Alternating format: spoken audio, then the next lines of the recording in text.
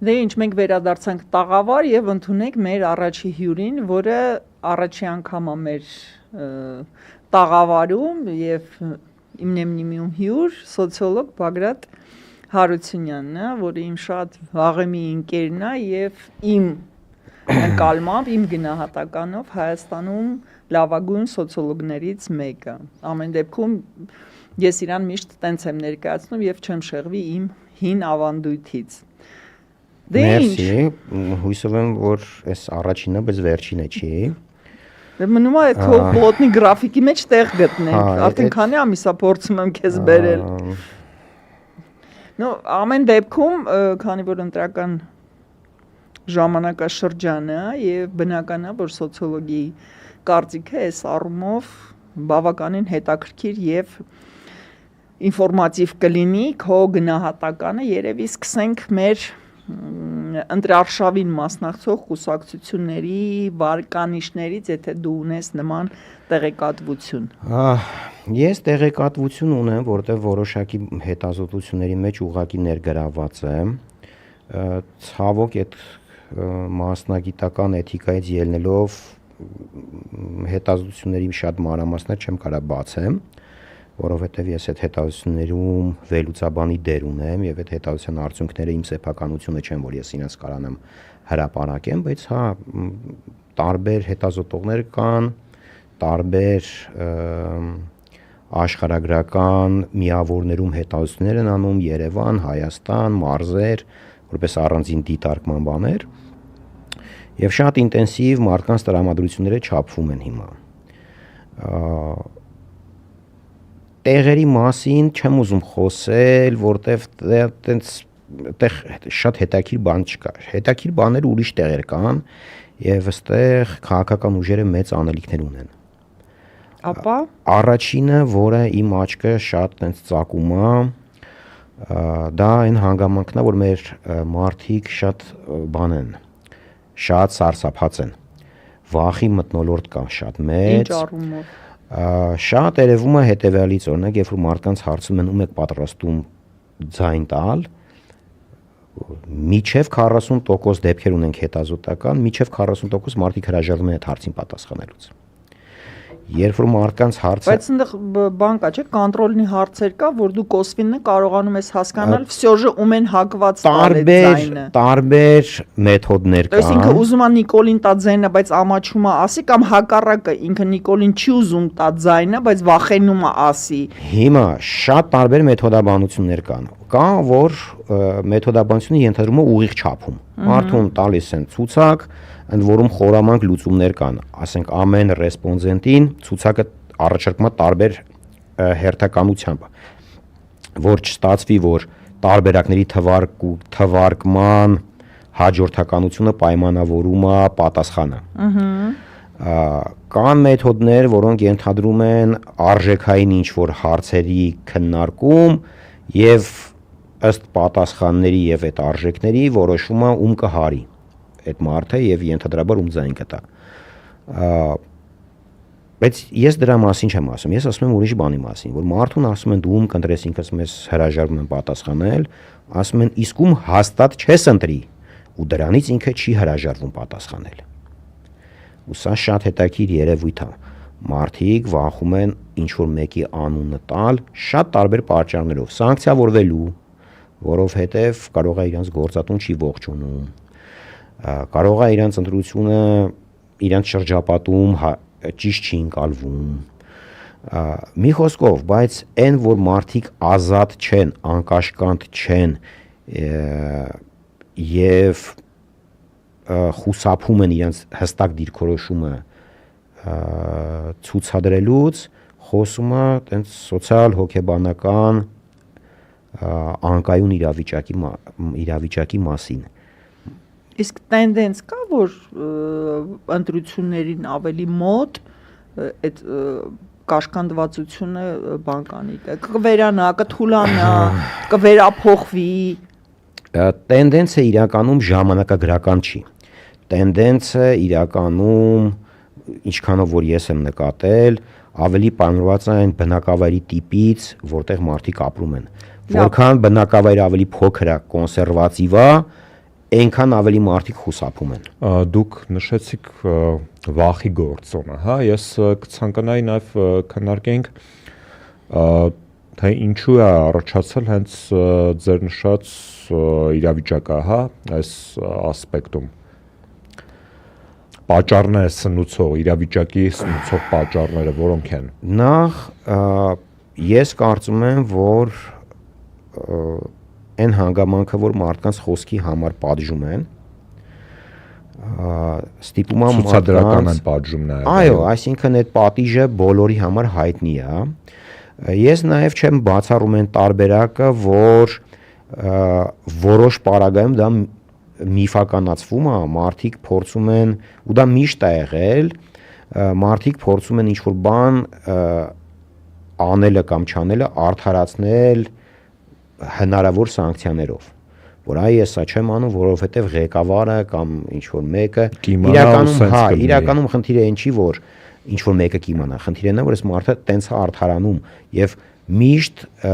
մարդիկ ունեն տենց պատասխանատվությունը իրանց վրայից հանել, մարդուն դժվար է ասել, որ ես քեզ չեմ ուզում պատասխանել։ Մարդը ասում է դե ինձ չեն խրախուսում, չեն թողում, դե կարողա ճիշտ չընկալվի եւ այլն, սենց խնդիրներ կան։ Այդուհանդերձ մենք ունենք այդ խնդիրը եւ մեր մոտ, ասենք, գյուղերի մարդիկ ավելի շատ զգուշավոր են։ Բայց եթե, ասենք, գյուղերում 40% է այդ վիճակը, Երևանում 30-ին մոտ տարբերություն կա, բայց այդ տարբերությունը Երևանում խավային է, չէ՞, այդ ինչ որ մի խավի ներկայացուցիչների մոտ այդ ավելի շատ է։ Հա, հիմնականում շատ կաշկանդված ու վախվորած են պետական ոլորտում ներգրավվածները, ընդ որում անգամ մարդիկ,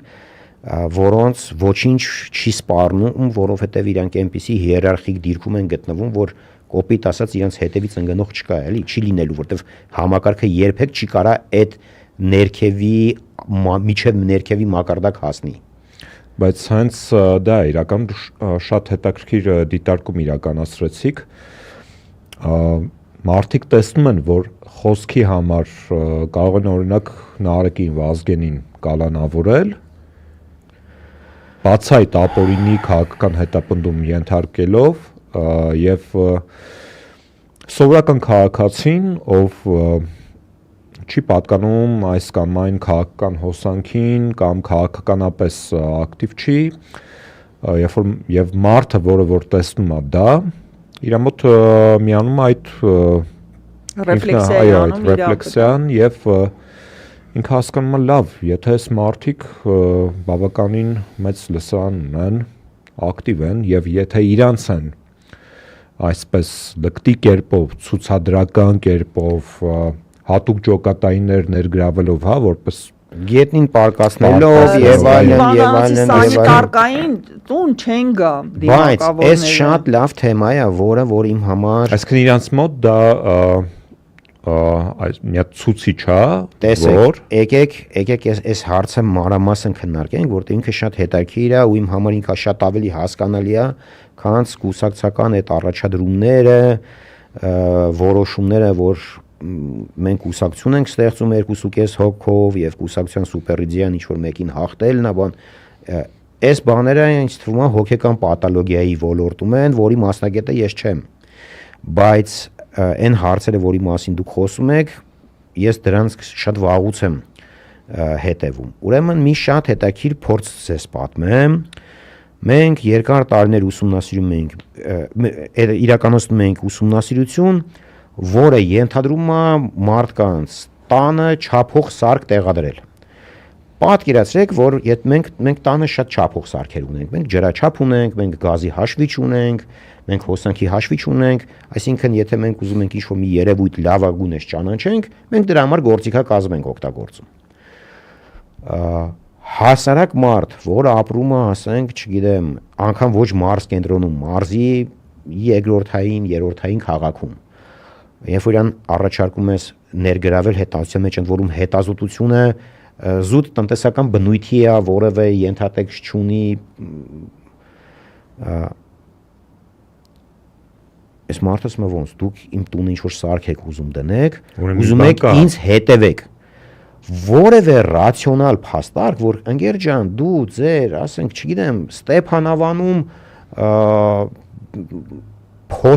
փոստի աշխատակից ես։ Քո ինչին հետևենք։ Այսինքն դու որևէ արժեք, որը որ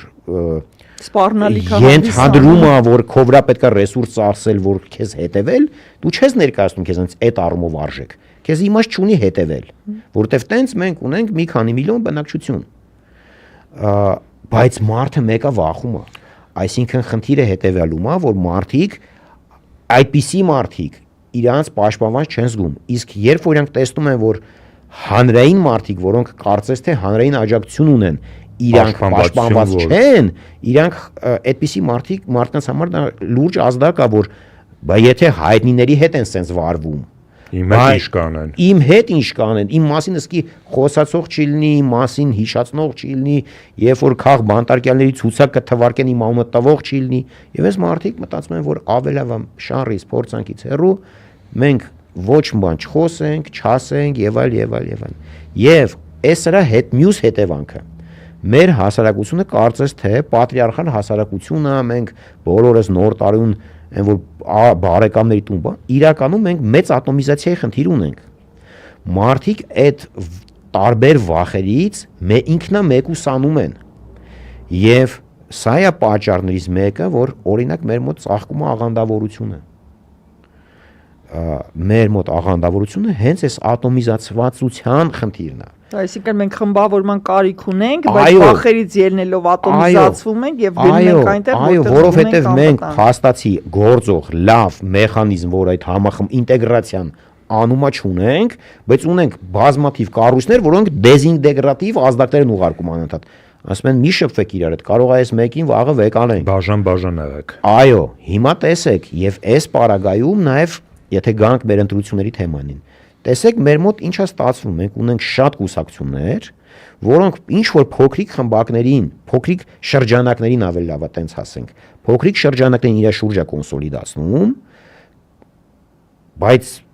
ավել չի գնում եւ ինչա տեղի ունենում։ Ստացվում է, որ մենք ունենք 10 կուսակցություն պայմանական, որը հայտ է ներկայացնել մասնակցության, ամեն կուսակցություն իր շուրջ կարողանում է հավաքել 3.5 ձայն եւ ինչա լինելու վերջում ըստ